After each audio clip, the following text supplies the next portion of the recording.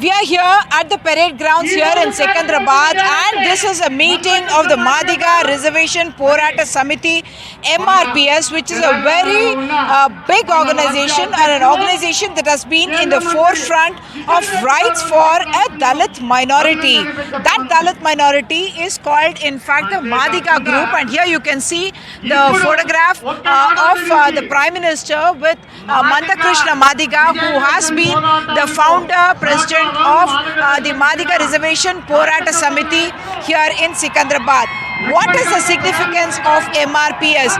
It's an organization that was established in 1994 and has been talking about demanding sub-categorization of the Dalit community. I must point out that in the state of Telangana, the SC population is estimated to be over 54 lakh out of the 3.5 crore, which means that it is at least about 15%. In fact, the Chief Minister says there is 17% of the population of Telangana has the SC population, and out of that, the significance of the Madiga is that 60% of the SC population in fact belongs to the Madiga community, and the feeling has been among the Madiga community for several decades now that the reservation that is given for the Dalits is cornered by the better off categories, which is the Mala category of the Dalit community itself. And for years they've been asking for sub-categorization. So while we have been talking about OBC sub-categorization and the better off communities in that actually asking for reservation and getting it, here in the SC community as well, this demand for sub-categorization to try and ensure that the better off sections of the Dalits do not end up cornering the benefits, and that it should be on the basis of both backwardness as well as on the basis of population, the reservation that is given to them. Right now, what we are seeing is this massive gathering at which the BJP is lending support to the MRPS. Let me tell what is happening politically here in Telangana. While we are saying that the BJP is a marginal player here, what it would appear is that the BJP is very much trying to be relevant in Telangana, not just relevant to capture new votes in Telangana. If there was a feeling that with the change of leadership of Mr. Bandi Sanjay, no action apparently on Kavita, the daughter of the Chief Minister KCR, the BJP seemed to have lost some of the momentum, but they declared two things. One, they declared that there is going to be a backward class Chief Minister here in Telangana. Amit Shah made the announcement, and the Prime Minister at the LB Stadium said that he is backing the demand for a backward class Chief Minister. And now this outreach to the SC community, to the Madiga community. I must point out that the Madiga community politically very, very relevant, because 20 to 25 assembly constituencies, Madigas would in fact be constituting a majority, and that's why they will be deciding majority in those constituencies, at least 25 of them, and in at least 5 constituencies, they are the second highest numbers.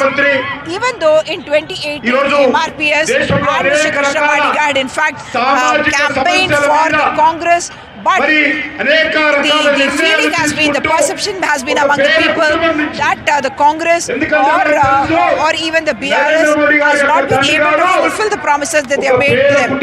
I must point out 3 different things. One, the Chief Minister Ken Chandrasekhar Rao before 2014 had announced that he will go for a Dalit Chief Minister, whereas he did not announce a Dalit Chief Minister after 2014. The second thing was, he had said that the landless Dalits would get 3 acres each, and that promise was also not fulfilled, and that is something that is seen to have got anger among the voters in Telangana, especially in the Dalit category. And the understanding is that the Dalits had voted in big numbers for the BRS, then TRS in 2014, making KCR as the Chief Minister.